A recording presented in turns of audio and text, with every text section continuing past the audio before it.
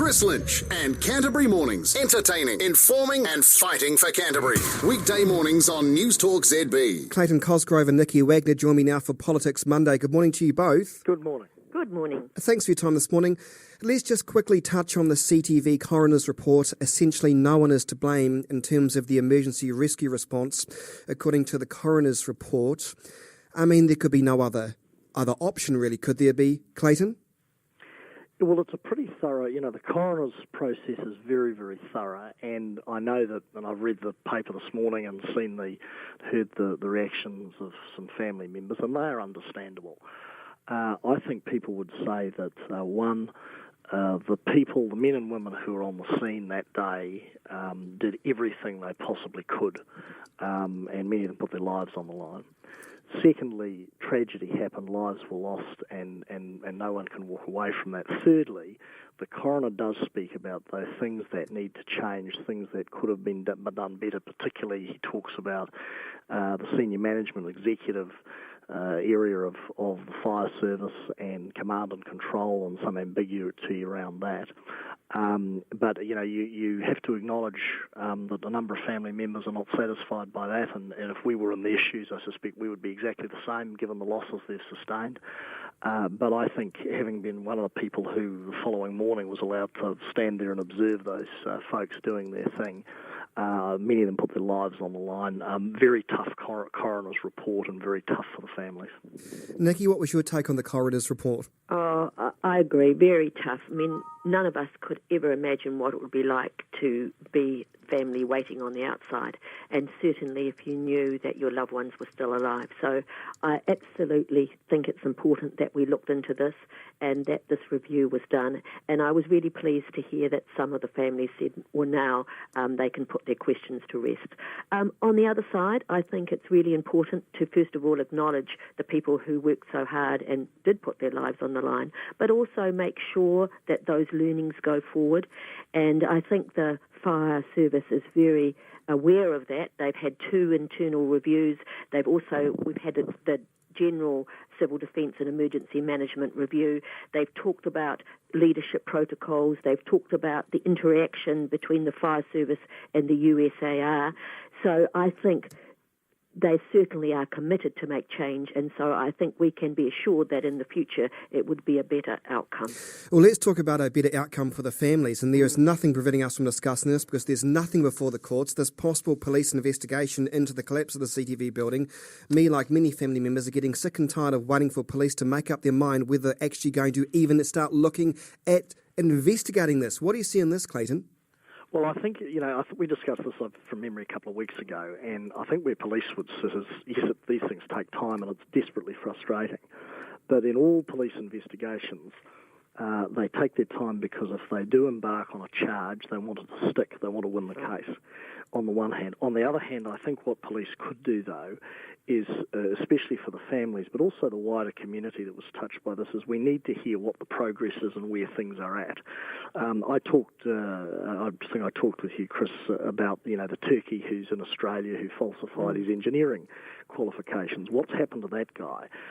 Who is chasing him? Well, there should be, in my view, and I would hope that police are looking very, very carefully at that. Somebody has to be accountable for this.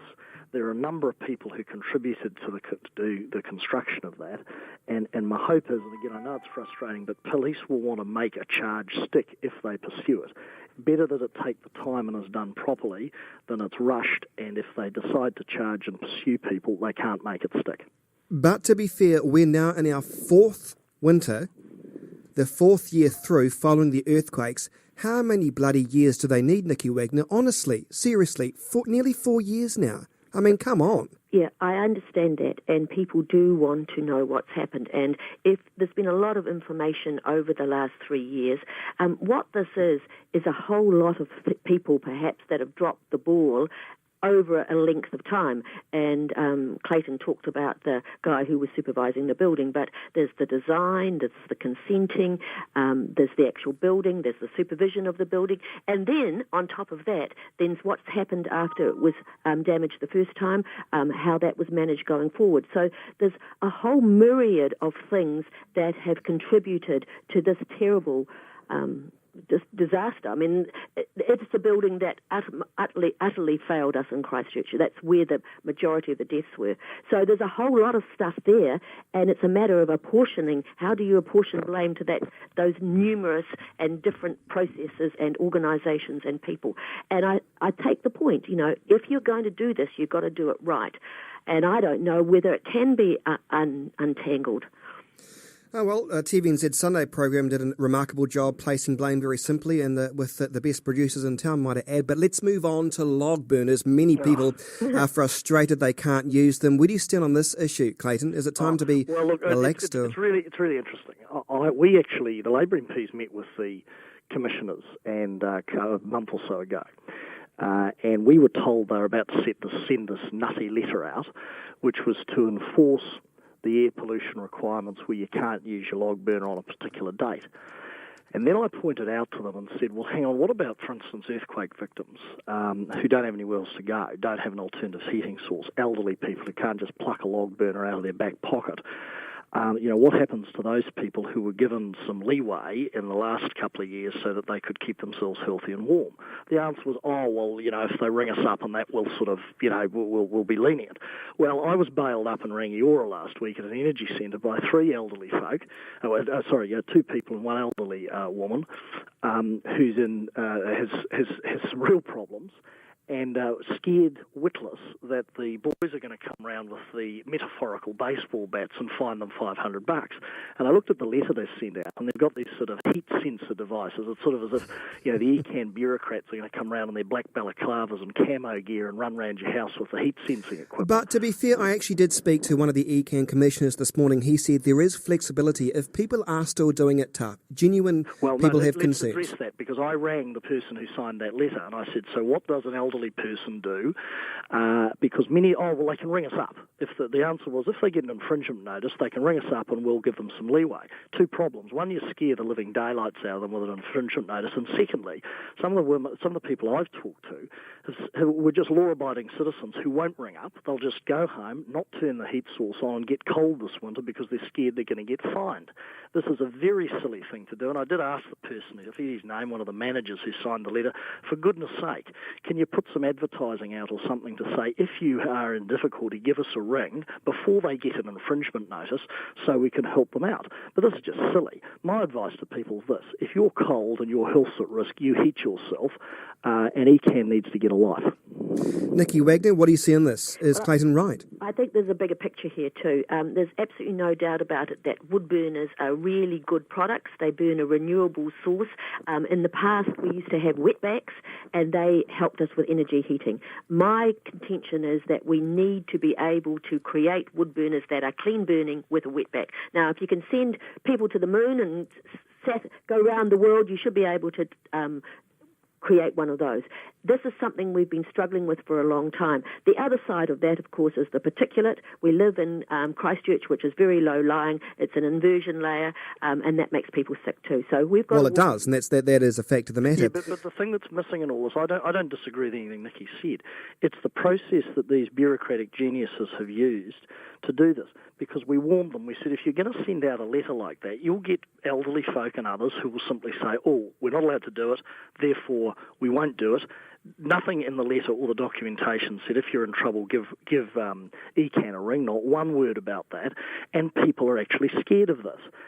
It's just a silly letter, and if people were told, look, you've got to stop by the state, but if you haven't got an alternative heating source, you haven't got the money, you're an earthquake victim in your home, don't get unhealthy, don't get cold, give us a ring and we'll sort it out. That would have been a smart thing to put in the letter, not scaring people like these people have done. We need to move on to issue number 3. The government apparently needs to take a leaf out of the Christchurch City Council's book and consult wider on its anchor projects before residents feel they are not part of the city. This is what Ruth Dyson is saying. Has she got a point, Nikki Wagner? I mean, at the end of the day, though, the anchor projects are a done deal. Yeah, I think consultation is important. It's really important that these anchor projects work well, that people want to use them, and that people are involved with them and support them. So I think she's right about consultation, and there is a consultation process. Obviously, they came out of the share an idea. Oh, come on. You know as well as I do that was just crap. I don't think so. I mean, did you go to it? Did you hear what people were saying? They were saying... Are you honestly trying to tell me on this program this morning that people wanted an oversized stadium, a convention centre, etc., where ratepayers will probably pay through the nose for these white elephants? You have to be joking.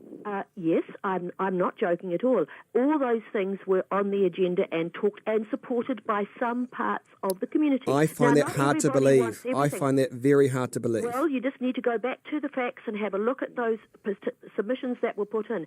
I was surprised, actually, how far up the list the convention centre was, because people saw that as getting our city running again, getting income from our tourism. Oh, making that come work. on. Are you trying to tell me that people living on the eastern suburbs of Christchurch said, in order for our city to progress, we must have a white elephant convention centre smack bang in the middle of town? I'm not telling you that, but I'm telling you that people from all over Christchurch supported the convention centre, and people understand that unless our city is working well and that people are coming here, that tourists are supporting it, in the long term there's no jobs and our suburbs will suffer. Well, Everybody has a part to play in this. People have a say. They know what they want. Some people want a stadium. Some people don't want a stadium. Some people want the town hall left. Some people don't. So we work the process through. We talk about those things. We bring them on the agenda. The wheels are falling off this, though, aren't they? Really? I mean, the convention centre, for example, has only got one person that's put their hand up to build the damn thing. You know, you've got the arts precinct, the performing arts precinct, that could be downsized. You've got no roof on the stadium. It seems to me the wheels are... Part of the problem with all this stuff is, you know, you listen to people, you ask the people, you make them part of it. And I think one of the comments in the press, and the other council that I have in my patch, Waimakariri, made an art form of this, and they put their plans up for their little part of the world. And I'll tell you what happened. Yes, you get disagreement. Yes, Nikki's right, people want different things. But everybody says, hang on, I've had my fair shake, I'm signed up. This is not what happened with these particular projects. You bring people with you and they buy in. Consultation doesn't mean consensus or agreement or delay. It means people have signed up, they've had their shake, and they say, all right, well, fair enough, let's get on with it. Well, they haven't had their shake, and you're right. Because of the delays, and as Nikki's fond of doing, taking credit for the big anchor projects that the private sector's doing, not the government, because of those delays and the willy-nilly sort of messing about, you know, you're getting capital flight, if you're not careful, from Christchurch, and people saying, well, look, I've got $30 million, I want to spend it, but there's too much messing about, I've got to make a return on it this year, I'll spend it somewhere else. There needs to be some action, but all the things that Nikki said haven't been explained in detail to people. I went to a share an idea, think, hey, it was very folksy and very expensive and all, you know, glitz and... It was very what, folksy? Folksy, yeah.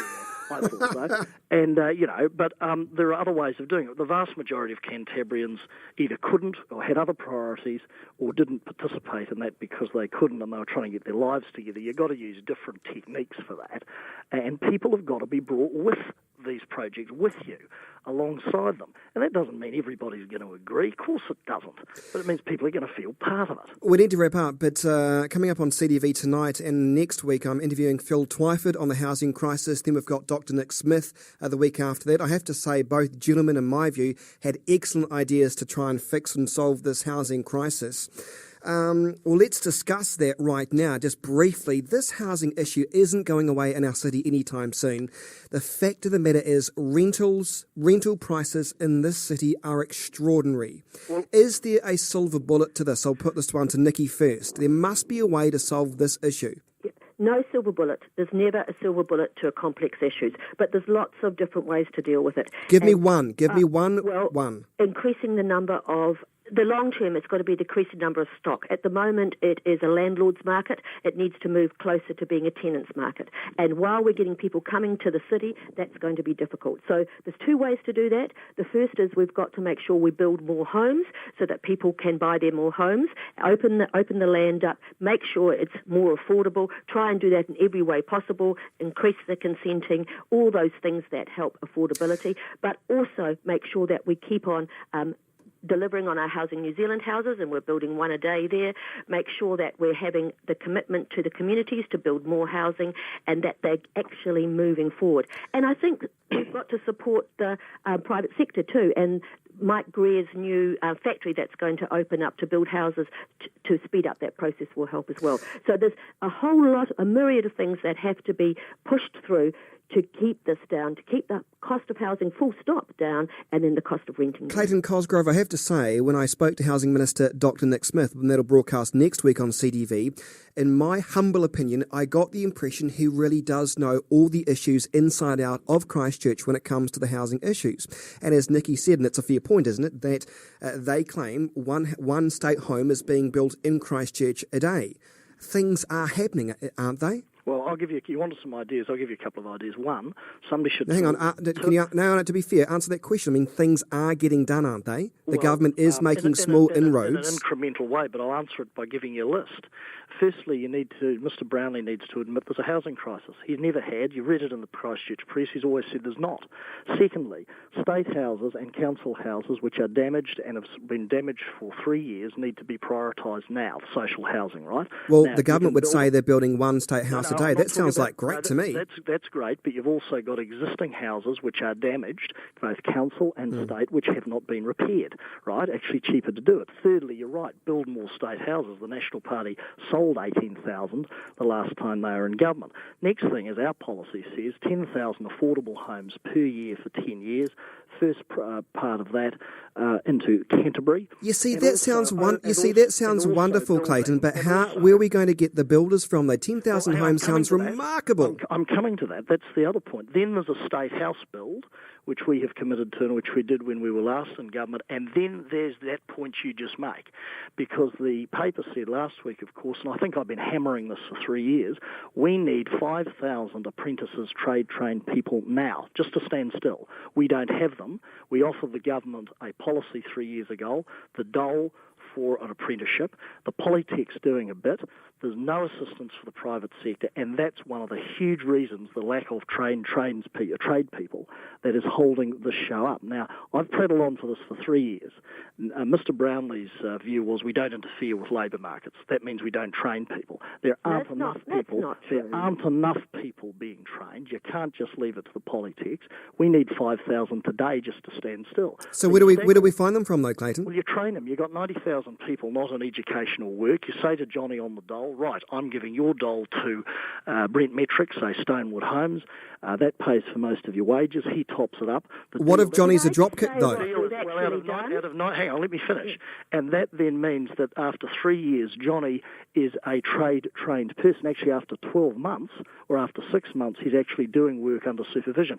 And as for the dropkick thing, I don't think 90,000 kids, sure there's a few that are a bit of a pain, but I don't think 90,000 kids, you could get 40 or 50 or 60,000 of them who are itching to get into this rebuild, and that means we don't have to import people from overseas, which puts more pressure. But the problem is, do we have those people interested in trades, though? That's the other. Yes, we do indeed. But the problem is the opportunities are not there for them. All right, Nikki Wagner, respond to that. Use the dole as a business subsidy. There's 550 extra places in the Trades Academy. That's $42 million extra. We need 5,000 today. We've also done the apprenticeships reboot, which is $2,000 to the apprenticeships in the private enterprise. So we've actually put a lot of money in there. And as I talked to you about last week, I've just visited the CPI with 60 women beginning in their program. It's not enough, and it's not fast enough. That's why the BCITO, who does a lot of this training, said we need 5,000 today just to stand still. Well, that's across the country, not necessarily in Christchurch. And right now, we're working really hard to get as many there as possible. And that's not the bottleneck that's actually stopping things happening, I don't believe. Did you see yourself on Lynch the other day, Nikki? Yes, I did. How'd you feel? I felt very good. Good. You did a good job. I think so. Yeah. Nikki Wagner, Clayton Cosgrove, thanks so much for your time this morning, guys. We'll see you again same time next week. Cheers. Thank you.